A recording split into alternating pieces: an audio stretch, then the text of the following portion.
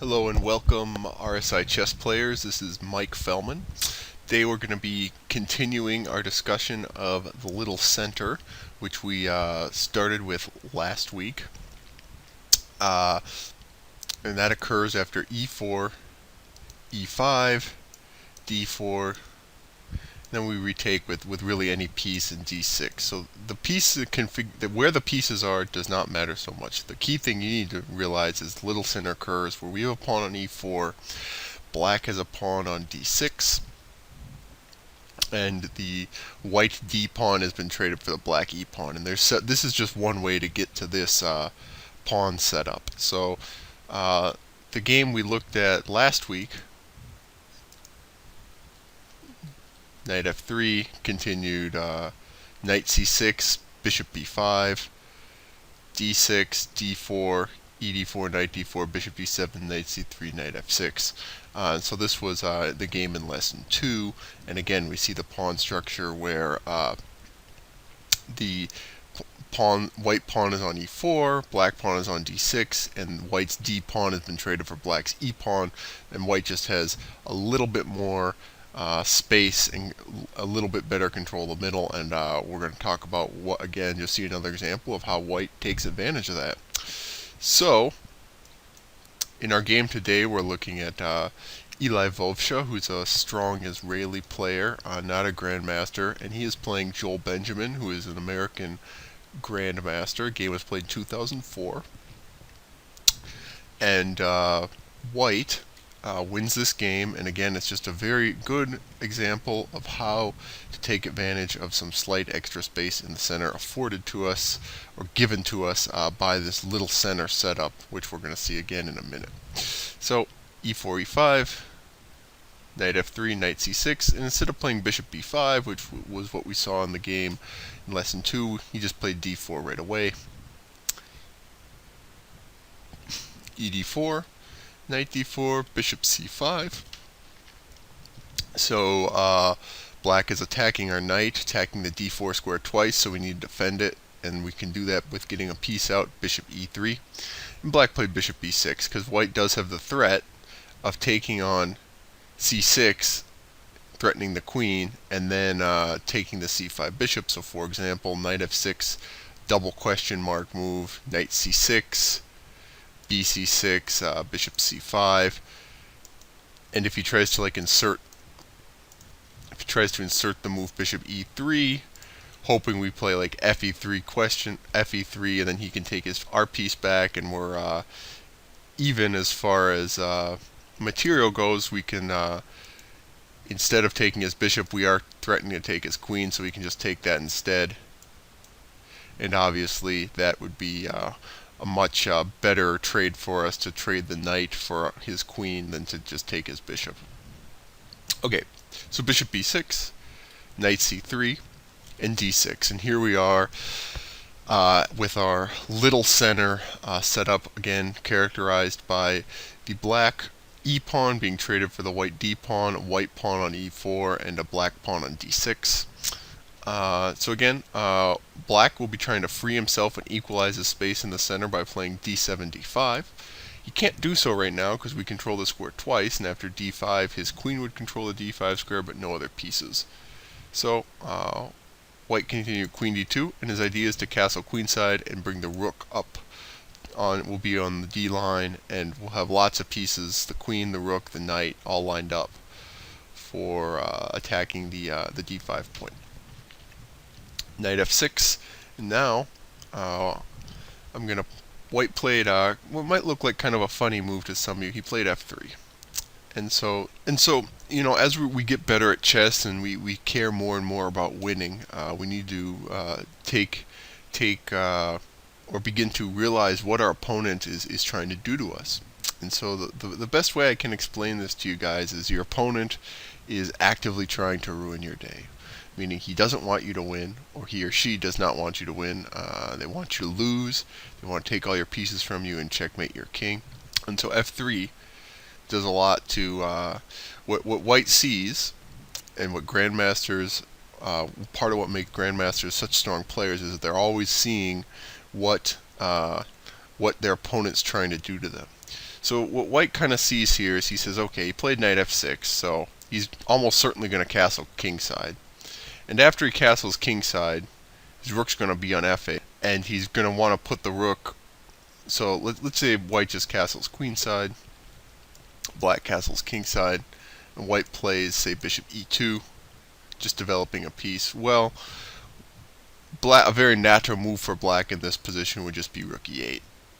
Okay, and now this e pawn is attacked 2 times, and we're going to have to defend it. And the best way to do that is to play f3, just defend it with a pawn, and make it so these pieces just bite on a square that we control with a pawn, and there's no threat to this. So grandmasters, or Vovsha, who's almost a grandmaster, very strong chess players, like to respond to their opponent's ideas before they even appear to them on the board, so there's no chance that their opponent can make trouble for them. So he decided, you know what, I'm just going to play f3 right away and stop any monkey business with him on the e4 square, with him playing castles and rook e8. And another thing f3 does is, we're going to see later in the game, it supports another move, but it also stops this knight from coming into g4, restricts the knight from coming in here and harassing our bishop. So for example, also castles queenside right away. Well, he can maybe play knight g4, and if we play like h3, he can play takes us, takes on e3, and now he controls the d4 square another time because our bishop's gone, and he's won the exchange here. And of course, we don't want to play bishop d3 to defend the e4 point either, because now it cuts our queen off from controlling the d4 square, and he can just take twice there. So f3 is a nice move. Castles queenside, rook e8, and now, lo and behold, black plays rook e8, and white is free to make any move he wants because his e-pawn is safe, because he played f3. Okay, so now we got to remember, what is black's main objective in these kinds of positions, and it's to play this advanced d7, d5, and it's not possible here. Now, was it possible? The last move is one important thing to look at, and it was, but it did result in an advantage for white, and we'll go through very quickly. I just want you to see this. So d5, ed5, knight d5. So now there's there's 2 ways to try to punish this. One is knight c6, which is not so hot. So knight c6, bc6, and he gets to bring another pawn. Retakes their knight. Now he has a pawn defending d5. Bishop b6. If we play knight d5, cd5, queen d5, double question mark, he gets to play check, winning our bishop. So we'd be trading a bishop for his d5 pawn, which is not a good trade for us. So bishop b6, ab6. We notice this rook is now open up on this file. Knight d5, ed5, queen d5, rook d5, and he can play rook a2, and the material is even Steven, so black's doing alright here. So that doesn't quite work. So there was another move he did have to punish d5, and it was bishop g5. So now knight comes back, knight de7, knight c6, queen d2, bishop d2, knight to c6, and he has this interesting move, knight d5, with a little bit of pressure here. We're hitting the c7 point, and we're gonna win this bishop for our knight. Now our knights are usually worth 3, so our bishop's been in an open board. Bishops tend to be just a tiny bit better than knights, a little bit better than knights. So in a very open position, as this is, the knight is certainly going to be, the bishop is going to be, the bishop pair, the 2 bishops are going to be certainly better than the knight and the bishop. So bishop e6, and again, he can't save this bishop because we just play knight c7, so bishop c5, of course, fails to just winning a pawn. So bishop e6, knight b6, ab6, a3. He was threatening our a2 pawn with his rook and his rook and his bishop. And white has a stable advantage. One move that's going to be kind of obnoxious for black to deal with is bishop f4, attacking the c7 point, and he's going to have to play a rook to c8 that's going to be tied down for a long time on that. So white's by no means winning right away, but he can slowly enhance his advantage for a long time. Although black still is fighting and can resist. So d5 was interesting, and we take advantage of it by getting the opportunity to win the bishops. Now that was a very advanced concept. I know some teachers, when they teach the point system, are teaching bishops are worth 3.5 versus knights, and so that's one way you could just look at it and say, okay, he can play d5, but he's forced to give up his bishop for our knight, and the bishop's worth a little bit more, so we get like half a point out of the deal, which, hey, that's not bad.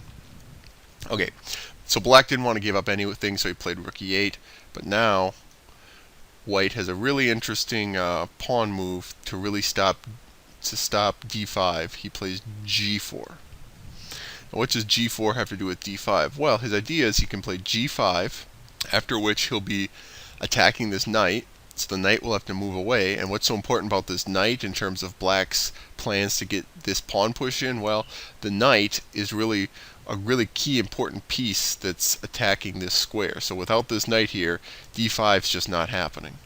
So with g5 being threatened, black has to act very quickly to achieve his break, if he's ever going to achieve it. Because if he makes like a lazy move, say like bishop e6, we can probably just play g5 and then knight d7, and I see really no way to organize d5, because we have 1, 2, 3 pieces. He has only 1, and I see really no way for him to get more pieces on this square to support d5. So he has to do something quick, and he tries it. So he tries to trade some pieces off.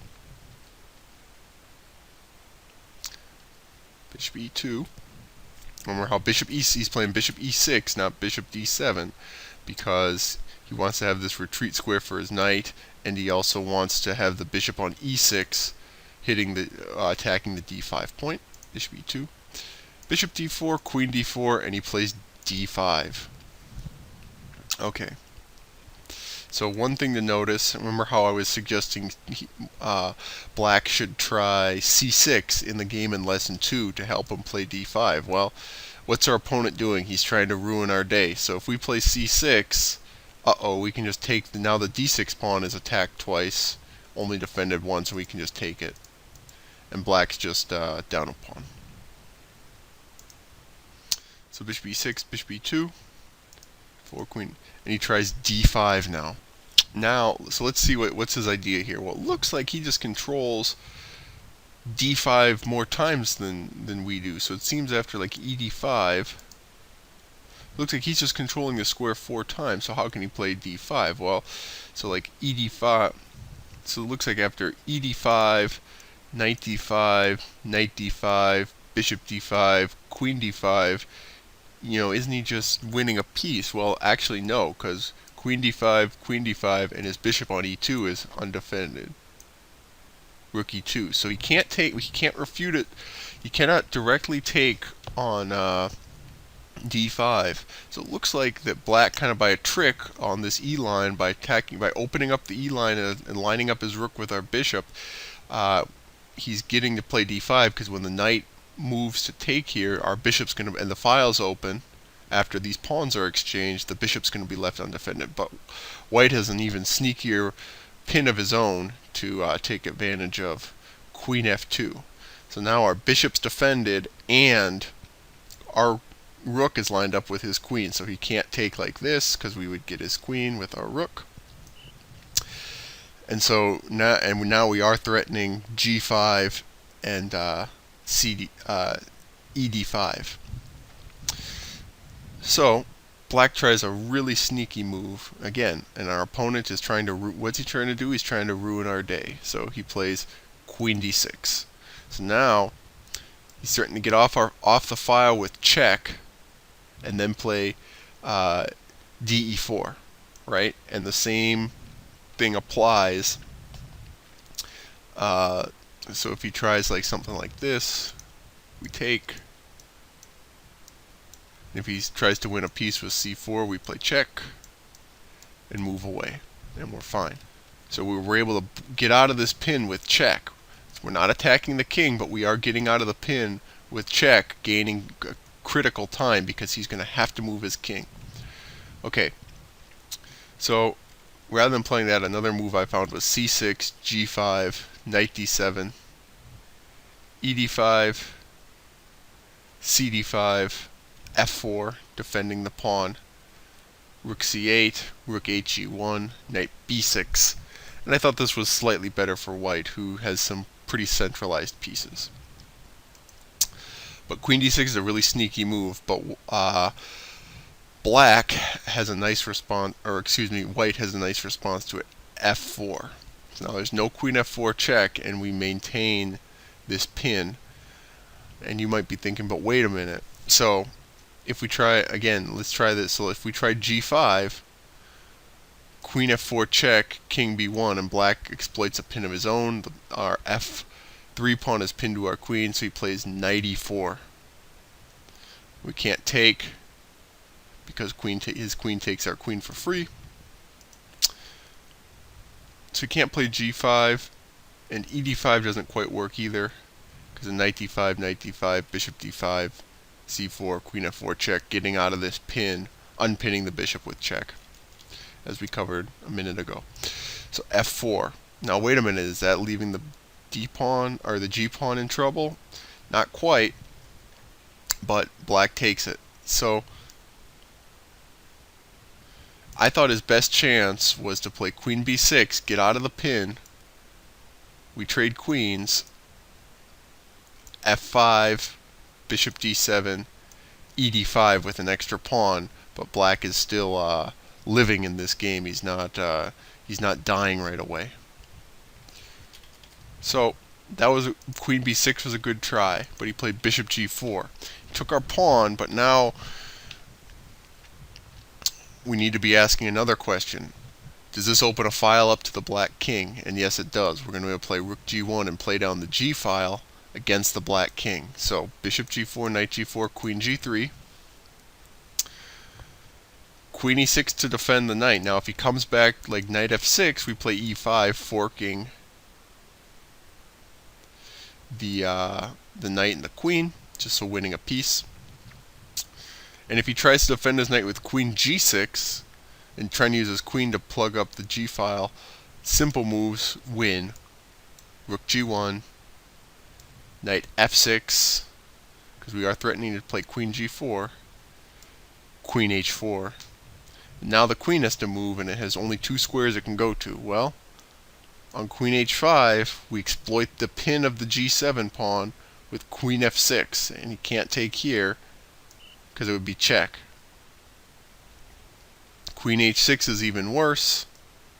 Queen h6, and the pin still stands, and so the pawn can't take the other way either. So queen g6 doesn't quite work, so he tried queen e6. Now simple moves get the job done. Rook hg1, lining up on the file. Now this knight is pinned to checkmate. This knight can never move because we play queen g7 checkmate, and we are threatening queen g4. So he tried f5, h3, rook ad8, and hg4, winning a piece. Now hg4 was a little too early. Why? Well, because okay, rook ad8. Our opponent's trying to ruin our day. Now he knows he's given us a piece, but he has his own idea. He's bringing this rook to the center. So he has his own idea that he wants to be, when we take his piece, he wants to be able to take this piece and have two pawns for our piece and have some play still left in the position. So instead, rather than taking his piece, which can't move, so it cannot move, and we can take it whenever we want, we should stop his idea of winning this pawn. So we should probably, instead of playing hg4, we should just play knight d5, fe4, queen g4, queen f7, f5, and basically black can just about resign here. Now you're going to say why? Well, can black stop checkmate in the long run? No. And do I need to show you? Do we need to? Are we talking about specific moves here? No, we're not. Why can't black stop checkmate in the long run? Because we have a whole extra piece to attack him with, and he has to defend with. So our 4 pieces are going to beat his 3 defending pieces. The king is not a defender; it's a target. So really, there's just no defense here to be had. And if you let a computer think for a few minutes, it would find a forced mate. It would be giving you like maybe forced mate in 15 or 16 moves here. And but what we can do as humans and just say, okay, well, we are up a piece, so we know that our 4 pieces are going to beat the 3 pieces, and so we're happy, and we can just keep moving pieces over to the king side. So sometimes students ask me what I would play here. So c6 seems to be a move to drive our knight away. And then I was going to knight f4. Maybe he trades rooks. Now if he tries e3, again, we can just play something like knight e6. And we'll round up this pawn very easily. So this pawn has no support. Neither one of these pieces can get in, so he's attacking with a pawn versus a queen and a rook. Not going to go too well for him. So knight e6, potentially rook e6. Oh, we can't even play rook e7 because of rook d8 check. So he's really stuck for a move here. Maybe he tries e2 and drives our queen away and plays rook e7. But I might just do queen back to g4. H6, give an escape route. Now I'm going to move like and check.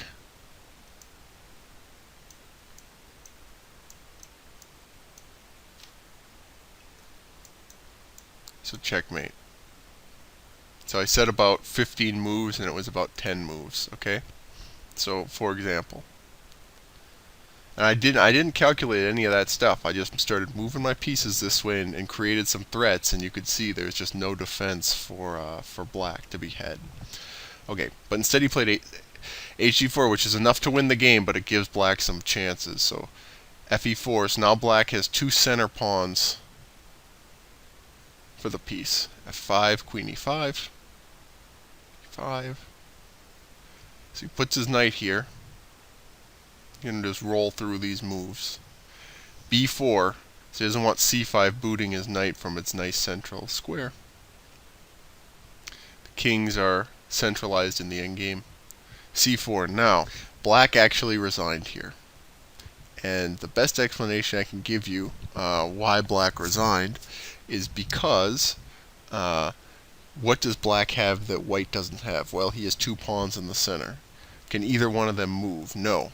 Can't move forward, and this pawn can't take this pawn because knight f3 check, ef3, rook d7, and now we're up a whole rook. So c6 was probably the, if you wanted to play on, you could try c6, rook c1. We just move our rooks in. Rook e8, he's really helpless to do anything. g5, rook e7. So I found this really cool idea. f6, f7, and he has to. The only move is rook f8 to stop the queen, stop us from queening, and rook e6 is checkmate. Now, the other key thing I want to tell you is Joel Benjamin, playing black, certainly did not see that position when he resigned on move 30, but he knew something like that would happen, where he would be, with these pawns frozen, this knight's going to have useful things to do, and white will be able to maneuver his rooks into his position, and he'll be fighting with 1 unit less, 1 piece less, and he won't be able to resist. So that's why he resigned this game. So let's go over what we've learned quickly in this video. So e4, e5, we saw another example of the little set, this time with a different order of moves. and a slightly different configuration or placement of the pieces. But okay, so once we get here, we still see the central issue of black trying to equalize in the center with d5 and white trying to prevent it. f3, rook e8, so our e-pawn's secure, that's why we played f3. g4, again, threatening to kick this knight. It's moving a flank pawn, but we're kick this knight, and then we'll have awesome control of this d5 square since this knight will be driven away. So black tried to respond quickly to this, but it's not quite enough. Now he tries d5. And so now after d5, our tactical antennas turn on, and we say, uh-oh, he's trying to open a file, but our rook's lined up with his queen. So queen f2. Not ed5, knight d5, knight d5, knight d5, queen d5, rook d5, rook e2. Getting his piece back. So queen f2, queen d6, f4. Again, he still can't do this. He still can't equalize in the center with this move because of this pin. And we're threatening g5 and taking his pawn. So bishop g4, and he opens a big open file up towards his king. And so again, we're seeing how white's extra space in the center ended up being changed into open lines towards the black king. 5. And then the final thing we want to see is here we could have really put him away with knight d5, b4, queen g4, queen f7, f5.